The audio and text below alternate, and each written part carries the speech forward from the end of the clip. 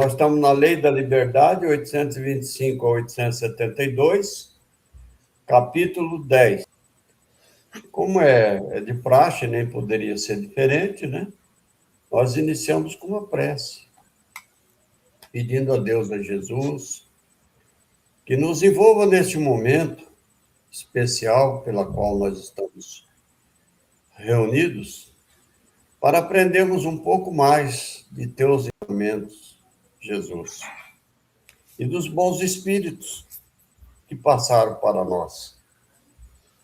Que a nossa mente se abra, nosso coração, a vontade de aprender, e que todos nós estejamos nesta tarde, noite, né? Que já são, aqui em Dourado, já são 19 horas e 1 minuto. Que Deus e Jesus nos abençoe. Tenhamos aí um excelente estudo, uma excelente live. Muita paz, que Jesus nos abençoe. Imediatamente nós passamos o comando para o Odilon. Muito bem. Boa noite. Então, estamos no Livro dos Espíritos, live 158, pergunta 847. Só que, na semana passada, nós ficamos na 846, nós só começamos ela, que é na Lei da Liberdade, né? A liberdade de consciência. E no finalzinho da pergunta 846, tem esse vídeo 367 seguintes, que fala sobre essa questão da influência, né, do organismo, do corpo físico nos atos. E aí até o Orlando falou bem assim, a gente poderia ver essas questões, né, que está lembrando aqui, na próxima reunião. Se vocês acharem que deve, a gente pode fazer a 367 em diante, ó, que tem várias questões, ó. Até eu coloquei aqui, ó. Na verdade, não são muitos, né, mas elas são 367, 368, 369, 70, 70A e o comentário de Kardec. Nós já fizemos ela no passado, né? Então seria agora ela um complemento a esse assunto que nós estamos vendo aqui sobre a influência do organismo na questão mental, né? Na questão dos nossos atos. E aí, o João que sabe, você acha que é bom, João? Eu acho que seria interessante a gente ver no final desse bloco de questões que o Dilon está falando aí, o comentário de Kardec, porque geralmente ele faz um resumo. De tudo, né? E daí não precisaria ler as perguntas, pegaria de forma mais abrangente, porque ele resume e coloca ali todos os pontos importantes. Certo. Também entendo que é por aí mesmo. Ele é o resumo. E a questão 846? Então, a 846, nós já lemos ela, né? Nós lemos ela na semana passada, foi começado o comentário dela, né? É isso, ficou da gente comentar mais, né? Quem sabe reler. Acho que é bom a gente reler ela, né? É, né? Então tá. Sobre os atos da vida, nenhuma influência exerce o organismo? E se essa influência existe, não será exercida com prejuízo do livre-arbítrio? É inegável que sobre o espírito exerce influência a matéria, que pode embaraçar-lhe as manifestações. Daí vem que nos mundos em que os corpos são menos materiais do que na Terra, as faculdades se desdobram mais livremente. Porém, o instrumento não dá a faculdade. Além disso, cumpre se distingam as faculdades morais das intelectuais. Tendo um homem o instinto do assassínio, seu próprio espírito é indubitavelmente quem possui esse instinto. E quem lhe o dá não são os seus órgãos que lhe dão. Semelhante ao bruto, e ainda pior do que este, se torna aquele que nulifica seu pensamento para só se ocupar com a matéria, pois que não cuida mais de se premunir contra o mal. Nisto é que incorre em falta, porquanto assim procede, por sua vontade. Então, influências do organismo na 367 seguintes. Isso. Bom, essa questão aí está dizendo que, conforme a evolução, conforme as características do nosso ser físico, o espírito vai ter algumas limitações para se manifestar. Mas as características morais já são do espírito, e elas não são, elas não acontecem, não são postas em prática em razão do corpo, né? Como acho que está lá nessas questões que a gente tá falando.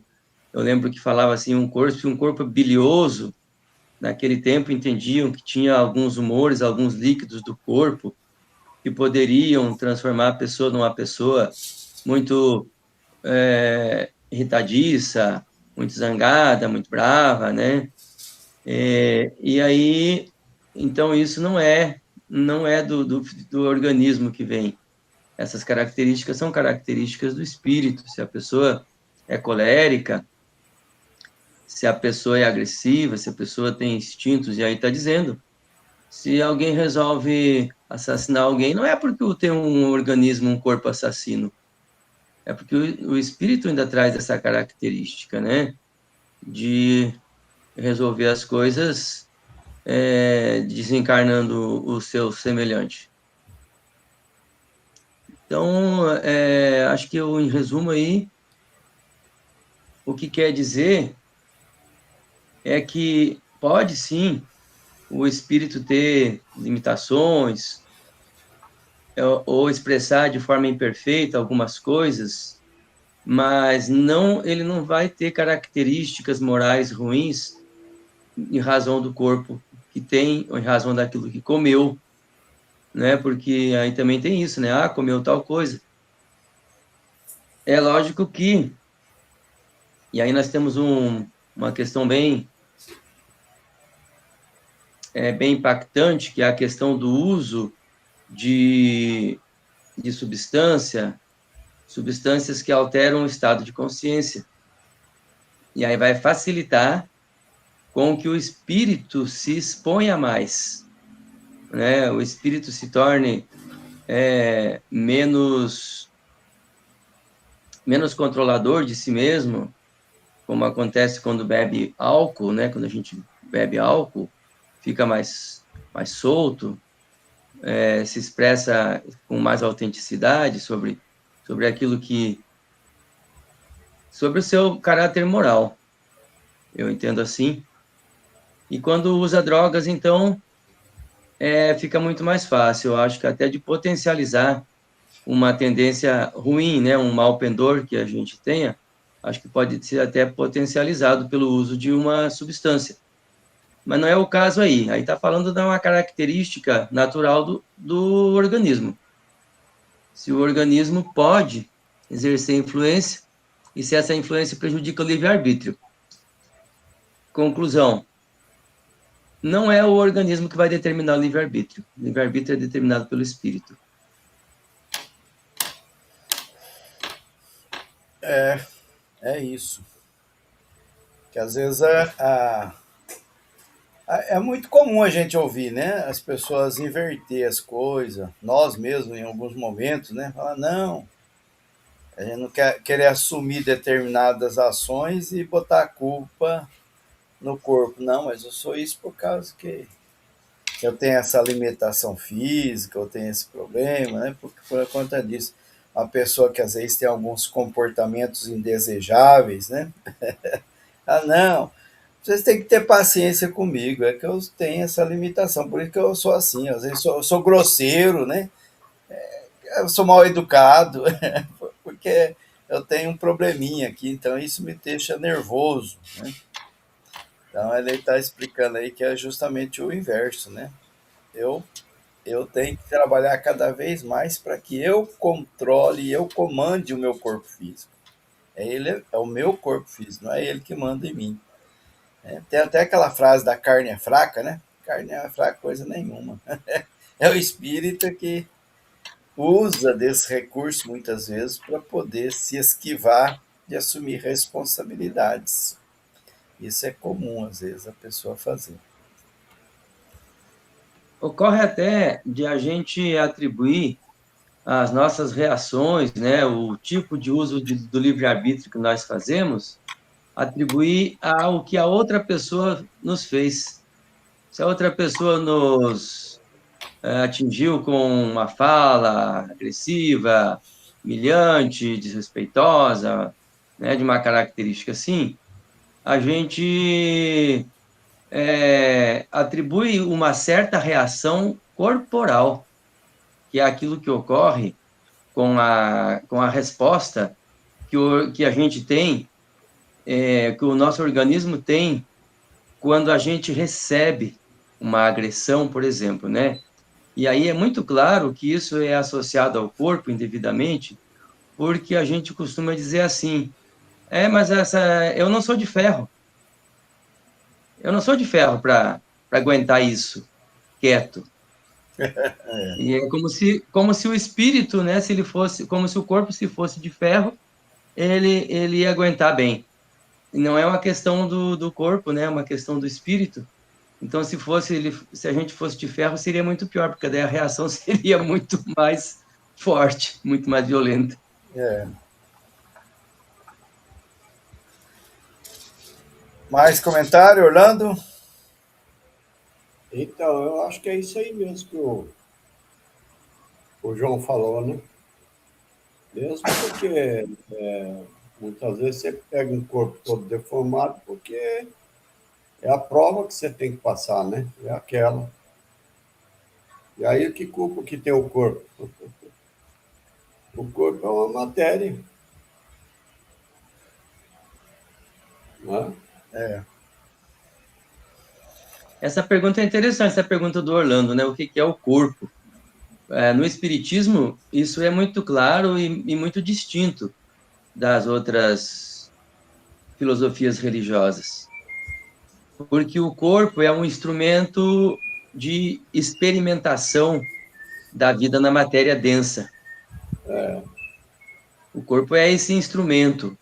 O corpo é o recurso que o espírito tem para, nessa experiência, ele passar por situações onde ele tem a oportunidade de se aprimorar, de se elevar, né, de crescer, de superar sentimentos ruins ou de adquirir sentimentos bons.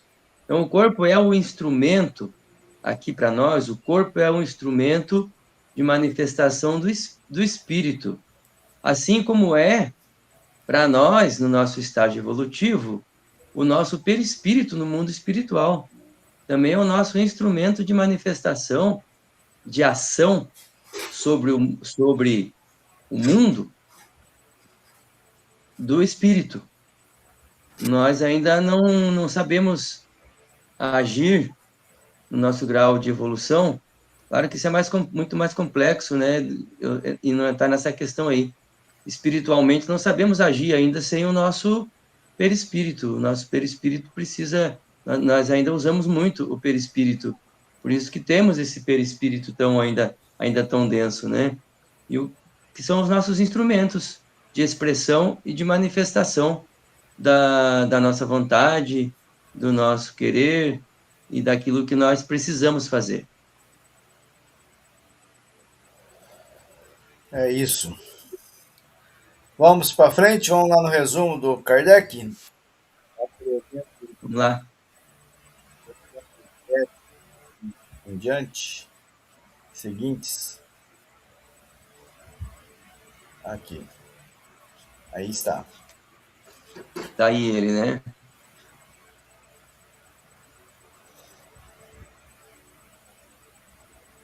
Quer que eu leia? Obrigado na letrinha aqui. Eu posso ler, né? Estou lendo essa questão já. Até eu Ao acho. encarnar, o espírito traz certas predisposições. E ao admitirmos para cada uma um órgão correspondente no cérebro, o desenvolvimento desses órgãos será um efeito e não uma causa. Se as faculdades tivessem seu princípio nos órgãos, o indivíduo seria uma máquina sem livre-arbítrio e sem responsabilidade por seus atos. Seríamos obrigados a admitir que os maiores gênios, os sábios, os poetas e os artistas não são gênios, já que o acaso lhes deu corpos especiais, donde se seguiria que, sem esses órgãos, eles não teriam sido talentosos e que o último dos imbecis poderia ter sido um Isaac Newton, um Virgílio ou um Rafael, se ele fosse provido de certos órgãos. Suposição ainda mais absurda quando a aplicarmos às qualidades morais. Assim, segundo esse sistema, São Vicente de Paulo, dotado pela natureza desse ou daquele órgão, poderia ser um celerado, e não faltaria ao maior dos celerados mais do que um determinado órgão para ser um São Vicente de Paulo. Admitam ao contrário, que os órgãos especiais, tanto quanto eles existam, são consequentes que se desenvolvem pelo exercício da faculdade, como os músculos se desenvolvem pelo movimento, e nada terão de irracional. Passamos uma comparação trivial à força de vontade.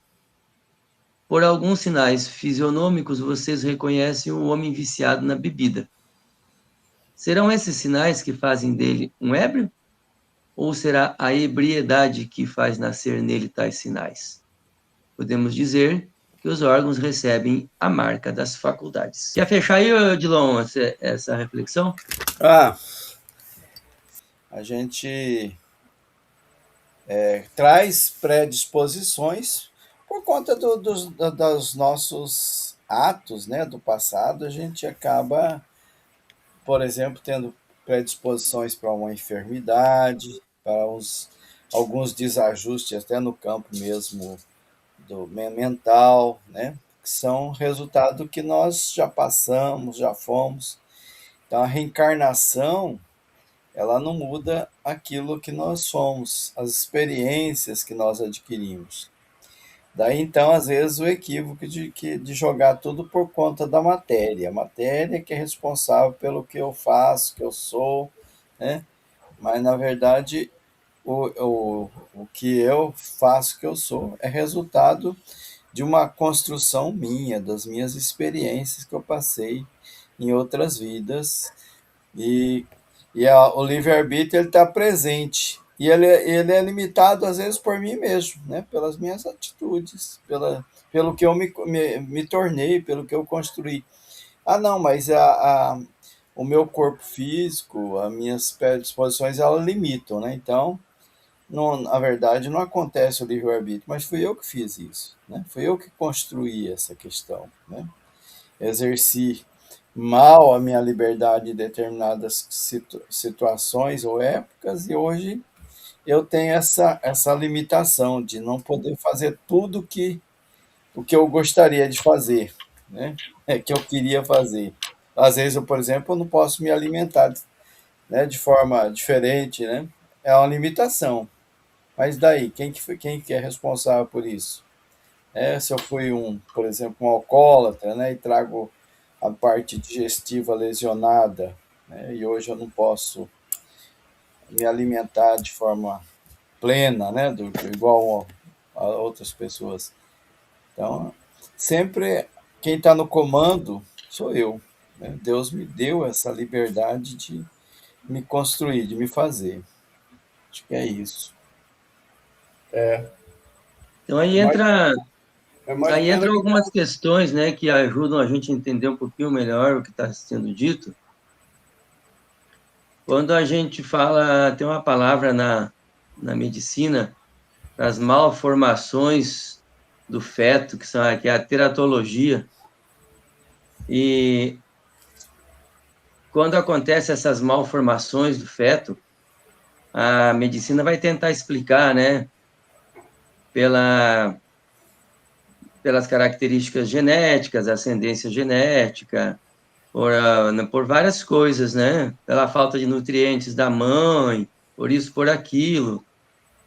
Mas aí a medicina, simplesmente como ciência, sem levar em conta a nossa natureza espiritual, ela não vai ter o recurso que nós temos de saber que o corpo é formado por um molde já pré-existente, antes da concepção. Esse molde que é o próprio perispírito nosso, né?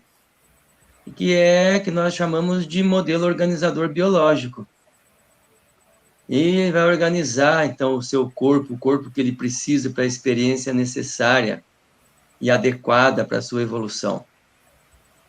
E aí vem o corpo com seus órgãos, e os órgãos talvez com suas imperfeições. O que está comparado aí no final do texto com um ébrio. O corpo de um ébrio tem sinais, mas os sinais não é que tornam a pessoa ébria. O que torna a pessoa ébria o corpo não é o que torna a pessoa ébria. O que torna a pessoa que faz o corpo daquela forma é a pessoa que está ébria, porque ela utilizou de substância, de álcool. Então, ali tem a consequência, como o nosso corpo, como o Dilon bem disse aí, tem suas características, né? Tem suas limitações, tem suas possibilidades maiores ou menores, e sendo na área da força física, da disposição física, inclusive pode, hoje principalmente, a gente conhece, e desde os gregos, né? Muito bem sabiam como desenvolver esse corpo, como fortalecer esse corpo, como fazer que esse corpo se torne forte e hábil para muitas coisas. Então a gente vê pessoas fazendo tantas coisas com falta dos membros, ou com membros que eram membros tão ruins, tão fracos, tão deficientes. Enfim, eu acho que eu estou me alargando demais nessa conversa. Tá ótimo. Você está certo, eu também estou pensando aqui outra coisa, que existe o livre-arbítrio, né? Mas ele vai até um determinado ponto. Você pega um corpo paralítico, você tem que andar de cadeira a existência inteira, cadeira de roda. Você quer ser um corredor, você não pode ser um corredor. Porque você está limitado.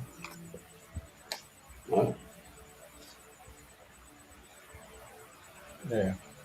Limitado àquele corpo. Muito bem. O corpo não tem culpa. É o que a resposta deu aí, né? Que o corpo não tem culpa, claro. Quem tem culpa é o espírito, é eu, né? Pelo que eu fiz, pelo que eu deixei de fazer, pelo mal que eu causei. Aí eu vou pegar um corpo tudo deficitário. Importante a utilidade que tem esse corpo com essas características para a evolução do espírito, né? Sim, isso aí é importante. Porque nós vemos casos, né? Nós vemos casos em que as pessoas adquiriram uma deficiência na vida, né? Como tem aquele apresentador de televisão que ficou paraplégico, né? Que apresenta programas e que pratica muita coisa, onde ele está se desenvolvendo muito. O seu espírito está tendo a possibilidade de se desenvolver muito a partir da limitação que ele teve. Nós sabemos do Grael, aquele, né, que teve um acidente, acho que era não sei se era uma pessoa que nadava, não lembro o que era, um atleta, Teve um acidente também, né? Um barco que bateu nele. E estão aí sendo exemplos de como é possível levantar a cabeça, usar esse instrumento do jeito que ele está para um grande desenvolvimento do espírito.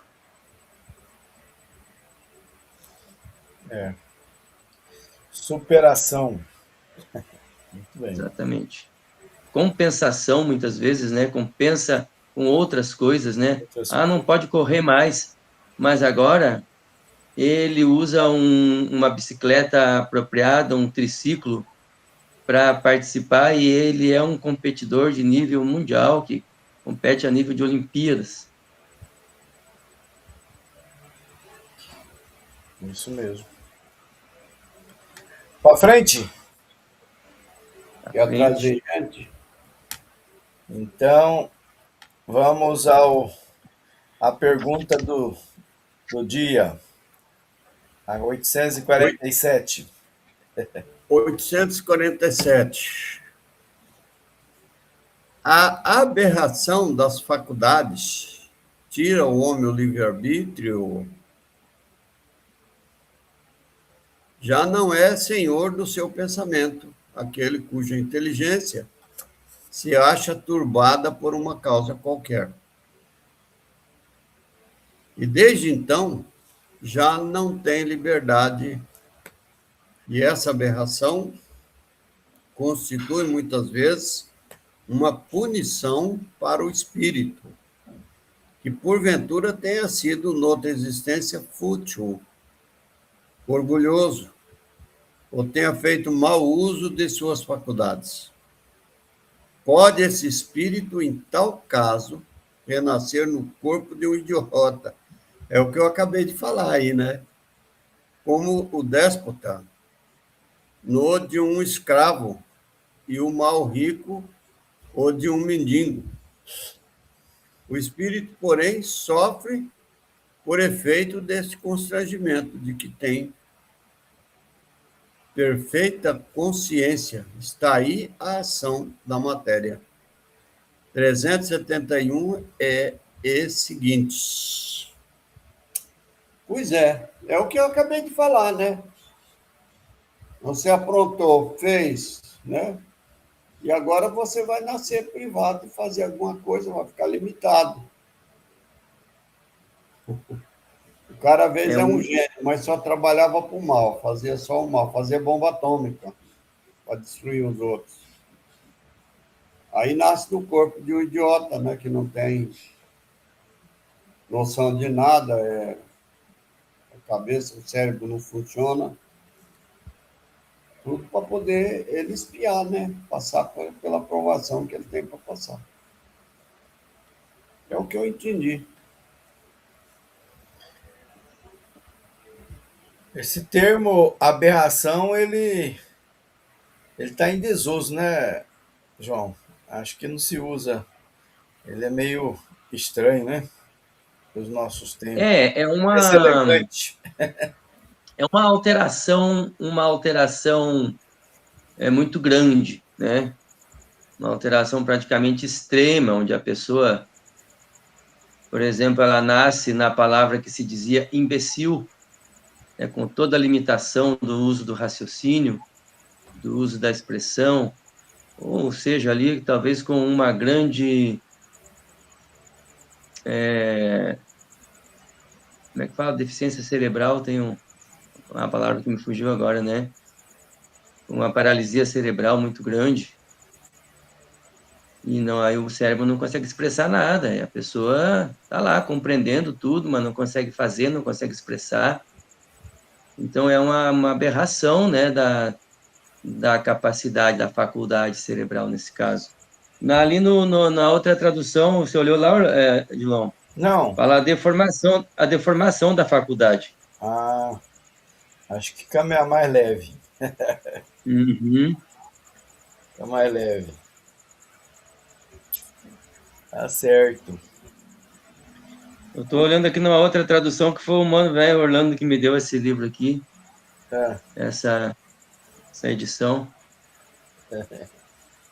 Vai ficar aproveitando ele, que é bom para a gente comparar alguns pontos. Sim. É, Sim, que a tradução Mas é meio complicado mesmo, né? aí falou que o espírito vai sofrer, né? O espírito vai sofrer essa limitação, essa incapacidade, essa impossibilidade que ele tem. Por exemplo, o mendigo, que nasce numa condição que como é que pode, né? Se ele antes era rico, como é que pode ele conseguir cair numa situação onde ele fica mendigando, onde ele não consegue trabalhar, onde ele não tem energia, não tem vontade, não tem nada que o leve a buscar a vida de maneira mais digna, a fazer trabalhos humildes, né? E ele muito possivelmente não está entendendo nada, por que está acontecendo isso. Ele não está lembrando. E ele está na bênção dessa condição, que é uma bênção divina, ele poder ter essa condição, mas ele pode estar revoltado, ou ele pode estar ali mais conformado com isso, né? Mais resignado a essa situação, mas ele nem consegue entender o que acontece. Aí, possivelmente, ele vai conseguir tirar o grande ganho disso, vai conseguir só depois de desencarnado, só quando ele puder, de um ponto de vista mais elevado, poder comparar as suas existências e ver que ali houve ganhos, que ali houve uma possibilidade de um aprendizado muito grande. Então é como, vamos dizer assim, uma pessoa que nasceu numa vida muito boa, muito tranquila, muito segura, muito confortável, não faltando nada, com sobra de tudo.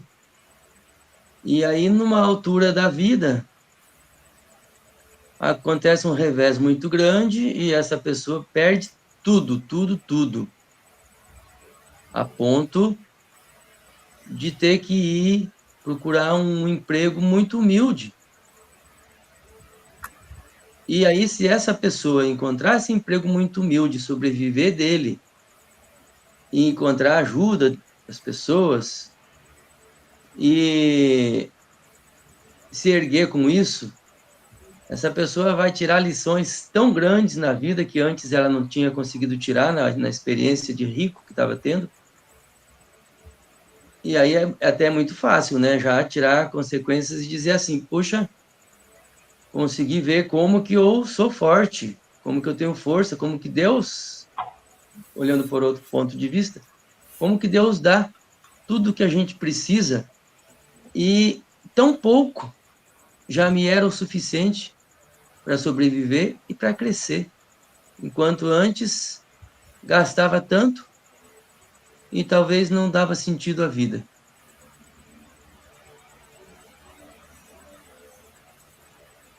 é verdade.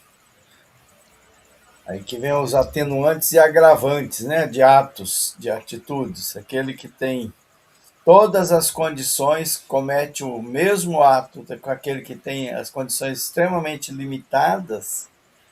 Tem atenuantes e agravantes aí naquela ação, né? Não pode ser tido no mesmo peso e medida, né? Até na questão até, né, questão do crime mesmo, né? Que comete crime, né? Um que comete crime tem uma condição social e até mesmo familiar, né? E o outro que comete uma totalmente diferente, né? São situações que influenciam, né, aquela atitude, aquele comportamento bastante. Não é determinante, é claro, né? Nós temos o nosso livre-arbítrio, né? Mas que influencia, influencia, né? Muito bem. A próxima, Vamos em frente. 848, essa curtinha. Opa! Servirá de escusa aos atos reprováveis o ser devida aos atos reprováveis, o ser devida à embriaguez, à aberração das faculdades intelectuais. Vamos ver se tem como é que está aqui. 848. A deformação das faculdades intelectuais pela embriaguez permite desculpar os atos repreensíveis? Está colocado bem de outra forma a pergunta, né? Então, é uma desculpa para os atos reprováveis que vem da embriaguez? E aí falou de aberração, né? Ou deformação das faculdades intelectuais, que também é uma consequência da embriaguez. Isso serve de desculpa? Bom, para nós hoje está muito claro, né? Nós temos o Código de Trânsito dizendo que o sujeito adquiriu a responsabilidade, assumiu a responsabilidade de eventualmente cometer a morte de outra pessoa, né? O homicídio de outra pessoa. Então, é desculpa? Não. Não, porque foi voluntariamente que o ébrio se privou de sua razão para satisfazer as paixões brutais. Em vez de uma falta, comete duas. Quer dizer, a falta mais grave, com certeza, foi a que ele tomou quando estava de sã consciência, né? De se embriagar e aí saber que pode cometer vários atos pela pela impossibilidade do bom uso das faculdades mentais, né? Ou até por dar vazão aos seus instintos, aos seus maus pendores com muito mais facilidade.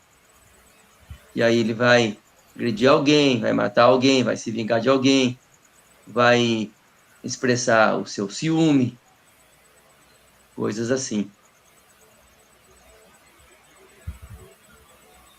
Não tem justificativa nenhuma. Aí também cabe a questão dos agravantes, né? E atenuantes, não? Não cabe, não? Com certeza. Aí é muito Que, claro, né, que vai entrar. que uma pessoa que comete atos, né, envolvido pelo alcoolismo, né? Tem casos e tem casos, né? Alcoolismo. Então, e também a duração daquela.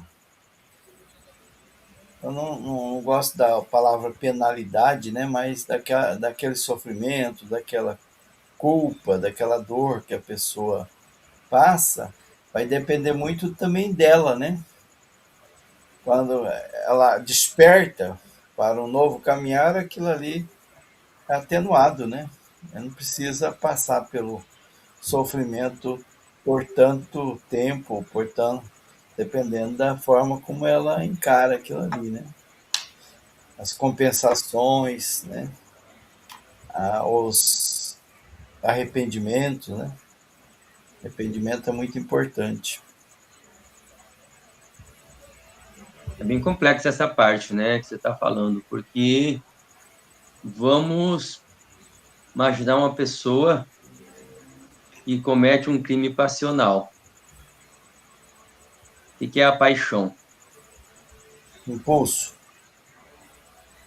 A paixão já é um desequilíbrio, já é uma doença,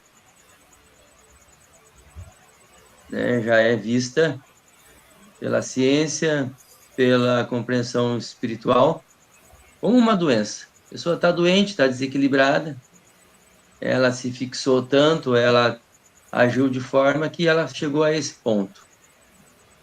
E aí, digamos que, como é muito comum a gente ouvir nas músicas, essa pessoa começou, se entregou à bebida, passou a se entregar à bebida alcoólica em razão dessa paixão. E aí junta a paixão, bebida e homicídio. É difícil, dificílimo da gente analisar aí tudo, até onde vai a responsabilidade e até onde vão os atenuantes e os agravantes. Mas é como você disse, eles estão presentes, muito presentes. A paixão, aquela questão aquela questão da fé cega, da hipnose individual, coletiva, as questões que a pessoa é levada por uma questão, às vezes, até cultural, né? Tudo isso tem peso, né? Por isso que tem uma pergunta, por duas vezes, né? O Espírito aí responde quando faz umas questões nessa linha assim, fala, Deus é justo. Simples assim, né? Bem curtinho, Deus é justo. Uhum. A Exato. justiça de Deus, a gente está longe da gente saber direitinho como é que funciona, porque nós não sabemos bem o que é justiça, né? A gente julga pelas emoções pelas nossas experiências, pelos nossos gatilhos, né? Se aconteceu alguma coisa comigo, eu tenho uma visão, né, daquela fato. Se não aconteceu nada, eu tenho outra, né? É muito difícil a gente É muito interessante isso aí que você está dizendo, porque nós espíritas temos uma visão da justiça de Deus diferenciada. Nós vemos a justiça perfeita de Deus por meio da injustiça humana. A justiça humana acontece. Então, ontem estava passando uma reportagem dos motoboys que estão sendo assassinados, não lembro se é em São Paulo ou Rio de Janeiro, para entregarem as motos, né? Para roubar, para os assassinos roubarem as motos. E aí um desses que tinha sido assassinado, um familiar, estava dizendo, né, da pessoa que ele era, da sede de justiça, que eles queriam justiça. Quando essa pessoa falou que queria justiça, nós espíritas temos uma visão muito diferente de justiça das outras religiões, porque nós já lembramos quando Jesus, no Sermão do Monte, disse: bem-aventurados os que têm fome e sede de justiça, porque serão saciados. E a justiça de Deus ali, ela está perfeita através da injustiça humana. Ela está ocorrendo, a justiça de Deus. As pessoas, todas as pessoas, segundo a doutrina espírita, né, que estão passando por aquelas aflições, elas também estão sendo bem-aventuradas porque estão aflitas agora, né?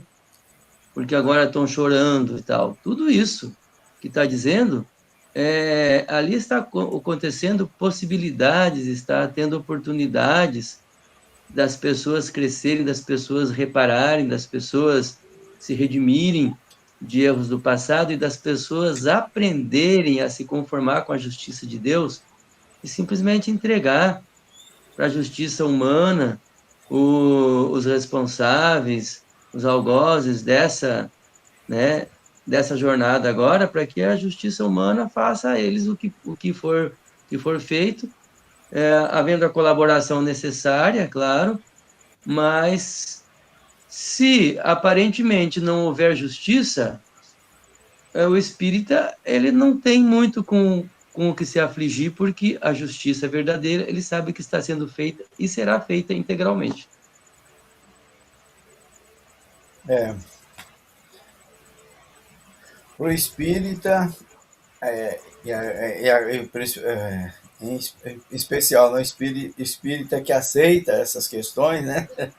Porque tem um espírito que é meio relutante, né? É até mais fácil você conversar. Porque você chegar para uma pessoa e falar que está passando por uma crise dessa, né? E falar, não, isso aí é justiça, a pessoa fica até bravo, né? Fala, mas como? Não pode, isso aí não tem, né? É revoltado até contra Deus, né? Naquela situação. Tem que convidar para um curso para a pessoa entender, né? Ter muita cautela, né? Porque realmente a pessoa às vezes até fica contra, né? É verdade. Até meio cruel a gente expressar a nossa compreensão assim rapidamente, né? Porque sem poder falar, explicar bem, falar fundamentos e mostrar a bondade, a perfeição, a misericórdia divina em tudo isso. É. É como aqueles Complicado. recortes fora do contexto, né? Lembra os recortes Exatamente. de vídeo que o pessoal cria aí para fake news e tudo mais? Aham. É como esses recortes. Você não tem essa conceituação mais ampla. Então, bem, vamos para frente. Orlando, você tem algum comentário? Não, estou ouvindo aí vocês, estou aprendendo bastante. Vamos para a próxima, então.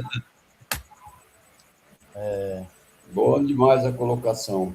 849. Qual a faculdade predominante no homem, no estado de selvageria e instinto ou livre-arbítrio? Veja bem, qual a faculdade predominante no homem em estado de selvageria? O instinto ou o livre-arbítrio?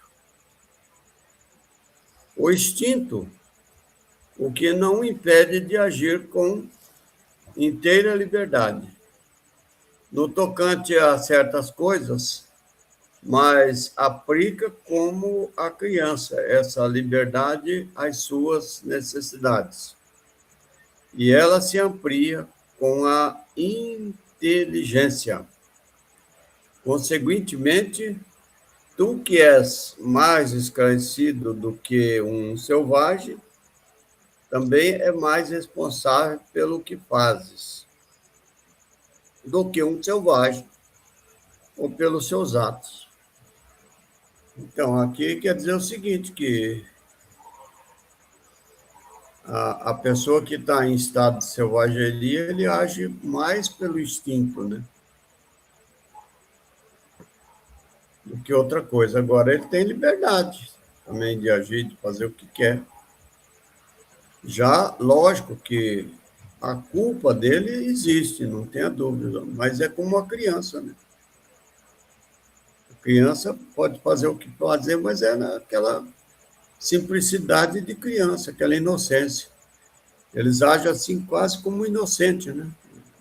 Não tem noção do perigo, né? Seria mais ou menos isso aí. Então,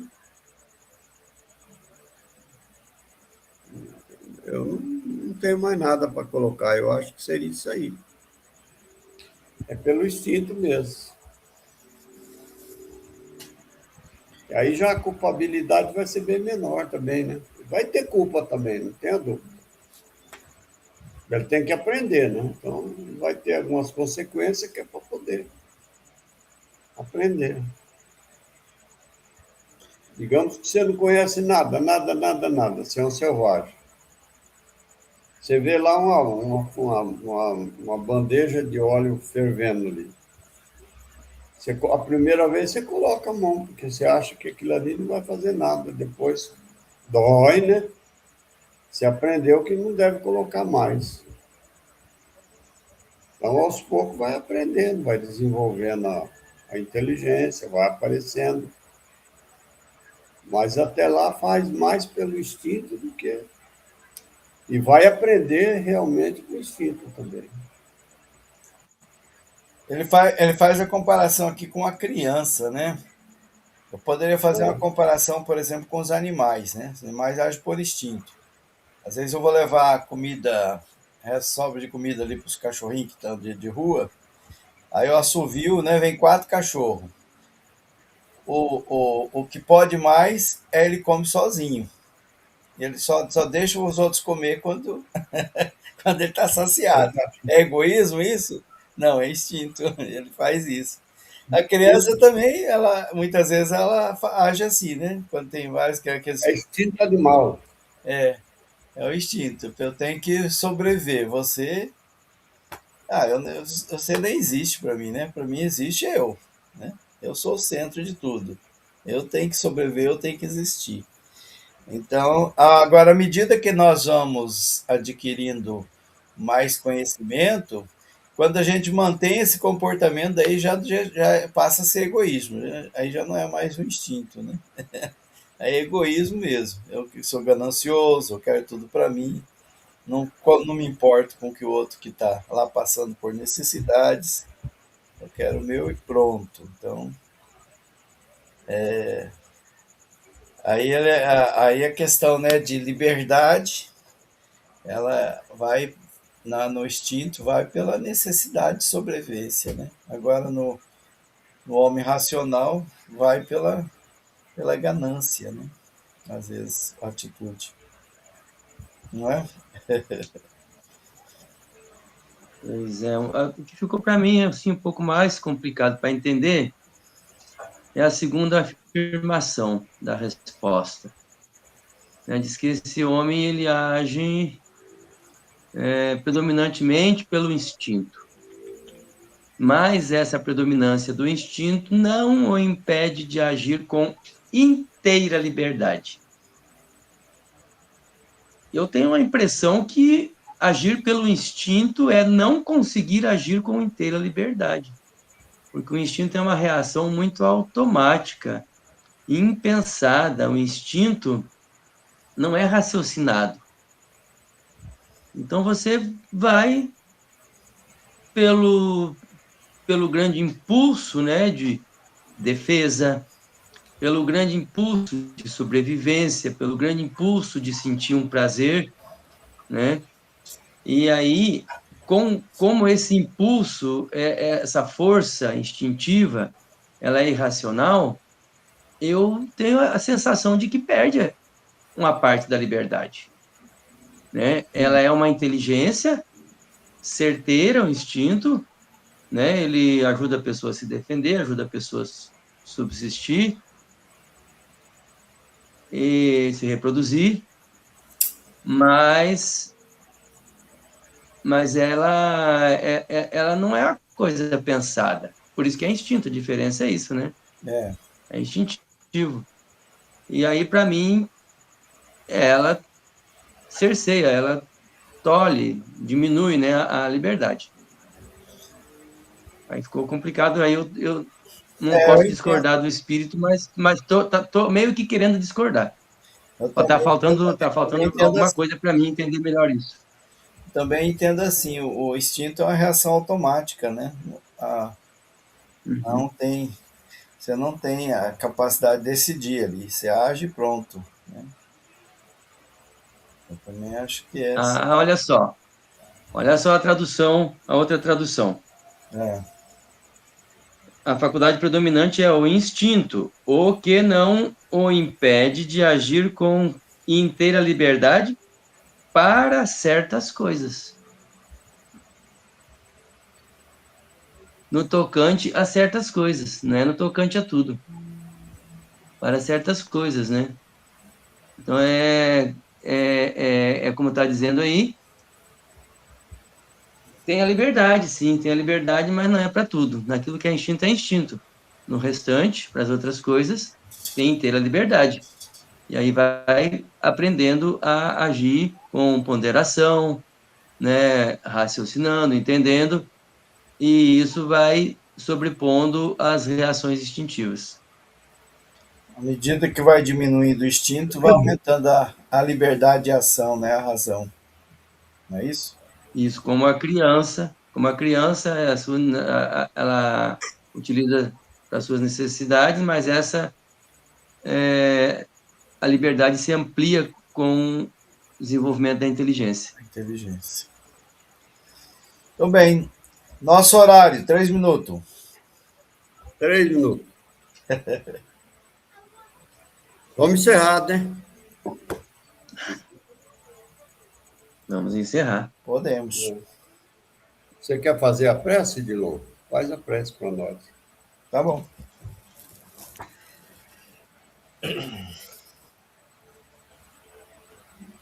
Gratidão, Senhor. Gratidão aos mentores espirituais, emissários de Deus.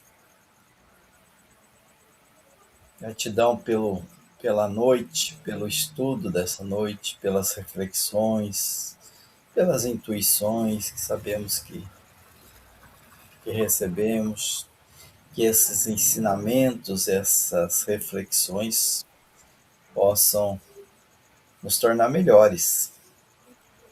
Que cada dia mais nós possamos entender o exercício do livre-arbítrio com mais responsabilidade, com mais amor ao próximo, enfim, mais de acordo com o Evangelho de nosso Senhor Jesus Cristo. Que a sua paz, Senhor, o seu amor permaneça entre nós, hoje e sempre. Que assim seja. Graças a Deus. Que assim seja. Que assim seja. Tudo bem. Muito bom o estudo hoje.